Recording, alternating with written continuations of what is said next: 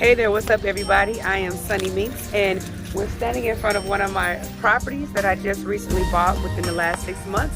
And this is not a typical single family home, although it looks like it from the outside. This is actually a boarding home.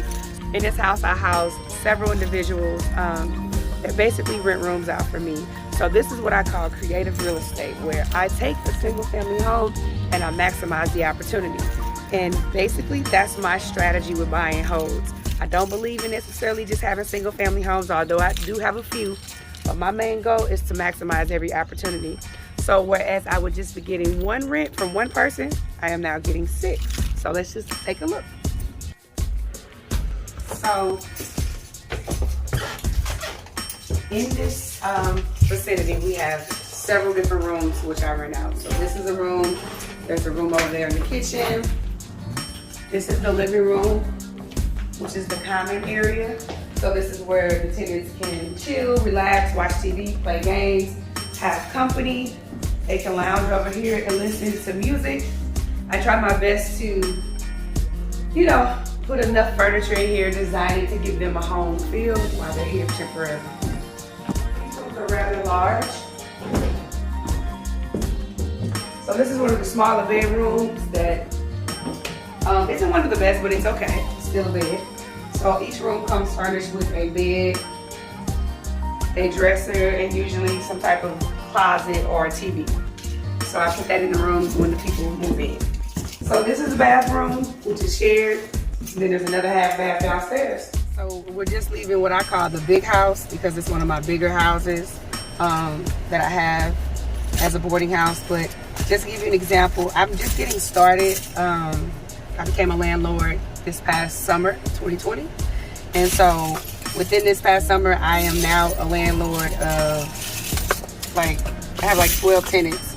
So the keys, they start to get piled up on you. I have to have everything labeled with different houses and just to keep myself organized. So when I need to get into a property or what have you, I have all my keys and I keep my receipt book in this little thing right now just to, because right now I'm just independent. I manage all my own properties and everything. So that's the big house. We're gonna take a ride past a little house, which is a new boarding house that I just got. I think it's actually the first month. So this is going into the second month. May will be the second month that I just acquired this property and the house is already full. So one of the reasons why I even started the little house, as I call it, is because I had so many calls from people looking for rooms, because once your name kind of gets out there, people start knowing that you have rooms. They start telling their friends and other people that are in situations where they need the rooms. People called me and said they needed a room. So I was like, dang, 4 people had called me in 1 week that they had needed a place to stay. And so in 1 week, I got this house together. I furnished the houses, fully furnished the houses. They come with TVs, beds. I furnish the appliances. I just make the house basically move-in ready for the tenants, so that they feel like when they move in, it's already a home. They have decorations, all that stuff. So I fully furnish the homes so that when they move in, all they have to just bring is their stuff and then they have a house. So yeah, and actually they're 5 minutes from each other. So I'm invested into this neighborhood. I'm actually in the process of buying 2 more homes in this neighborhood. So that will give me 5 houses in this particular neighborhood. And all of them, except for one, is the same structure. I do have one house down the street with a family in it, but it's just a single family resident. And same thing, when I bought that property, I had a tenant move in just a couple days after I bought it. So me, I strategically do everything. I don't necessarily just buy rentals just to figure it out. I already have it figured out by the time I get it. So that's the whole purpose of me getting it. I already have a plan for it. Just like with the big house, I had an idea of what I wanted to do. I didn't have everything lined up, but God just made it possible for it to happen. And now my house is completely, I'm 100% occupied in both residents. Again, and I don't just do real estate to just to say, oh, I'm making money, I'm trying to get rich. But at the same time, it's also fulfilling another purpose for me, because I'm able to give people a home that need it. And so for me, with the reason why I do the boarding homes, because these people are a little bit more in need.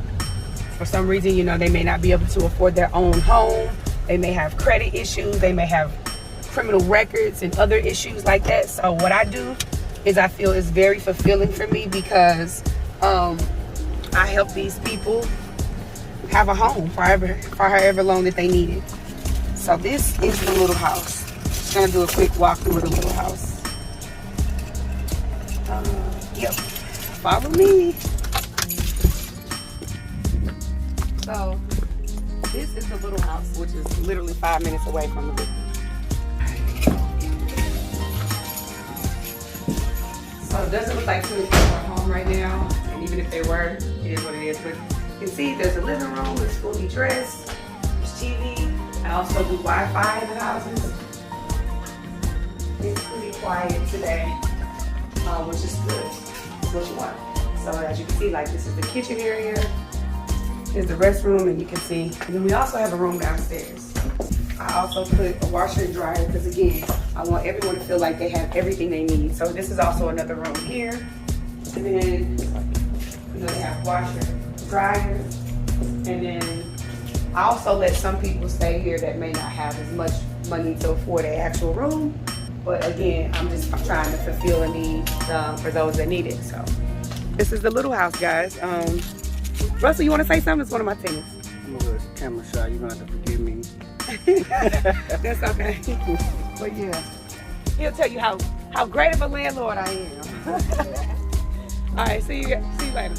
So my purpose of doing this is that I want people to see what it's like in the day of an entrepreneur.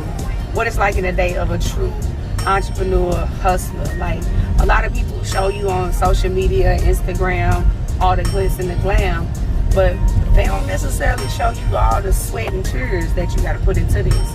It's not nothing that just happens overnight.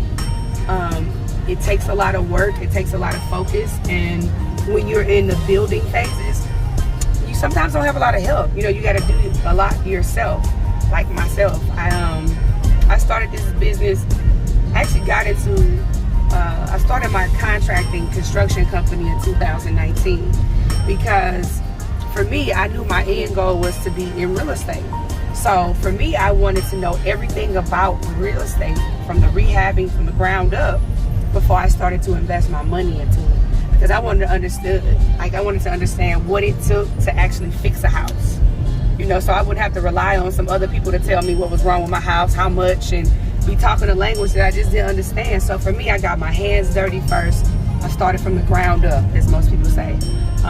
So once I got familiar enough with the contracting and the renovation process of homes, then that's when I started to feel confident enough to start investing in real estate. And before I even invested my own money into real estate, I did wholesaling, right? I made my first big couple of checks wholesaling. And then I took that same money that I made from wholesaling and I reinvested into real estate. So again, in just 6 months, you know, I have had over 13 tenants. I also property manage.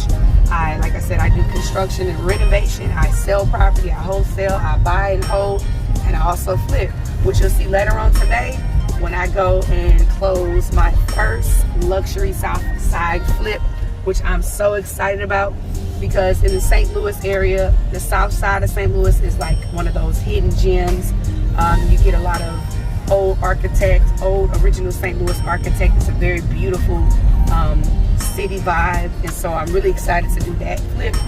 But right now, in the midst of all that I got going for my own self, I also, like I said, have a full-time construction rehab business. So I'm also in the process of renovating 8 other projects. So people be wondering, how do I do it? I just go, literally my days start at like 6 o'clock in the morning, and sometimes they don't end till 11, 12 o'clock at night. So there's not much time to lollygag. There is not much leisure time. It's work, work, work. But for me, it's all about the sacrifice, because at the end of the day, I have a goal, you know what I'm saying, that I'm trying to reach. I'm trying to not only reach wealth, but I'm also trying to build generational wealth. And I'm also trying to build opportunities at the same time and be able to put people in a position who want to win. I can be able to help them, you know what I'm saying? And at the same time, I'm providing homes for people who need it. So it's a win-win situation. Real estate is the best thing that ever happened to me, because for one, I always wanted like financial freedom, and I always wanted my freedom. I didn't want to work for nobody. I knew very early on working was not for me. I had about 30-something jobs. I remember one time I went to the SS building to get my Social Security card, and the young man, he was young, he was behind the desk, he said, dang, when he was looking at my record. I said, what? He's like, you had 38 jobs. And I was like, wow. He was like, yeah. So that just goes to tell you, I don't stay anywhere long where I'm not happy. I would quit a job at the drop of a dime. Somebody could say something to me crazy, and I just knew it wasn't for me. I knew I didn't want to be bossed around. I was always kind of a bossy kid. My friends used to always say, you bossy. I always knew I was going to be a boss, you know, so it was just about finding my lane. Because even though I knew I wanted to be rich, I wanted to have time, I wanted to be successful, I had no clue how I was going to do all that. I always said real estate. Everybody always said, I want to get into real estate. But how do you really get into real estate? Because nobody around me had been into real estate. No one showed me, hey, Sunny, do this, and you'll be successful. So back in 2017, when I started to make my mind up, like, okay, I want financial freedom. I don't want to work for nobody. At the time, I was running a restaurant. I was the general manager at a restaurant, which taught me a lot of skills on how to maintain and operate a business, dealing with workers and stuff like that. At the time, I think I had at least 20 employees under me, as well as an assistant manager. But I pretty much did everything in that restaurant by myself. I mean, from the inventory to creating the menu, to the only one knowing how to work the POS system, to hiring, to firing, to doing the taxes. I mean, I did everything. So that really prepared me for this type of life, doing everything. And not saying that's the best way to be, but that's just sometimes how you have to start off until you can build a team. Because at some point you have to grind, you have to get dirty, right? But then there's some point when you want to start working smarter, and that means that you have to build a team.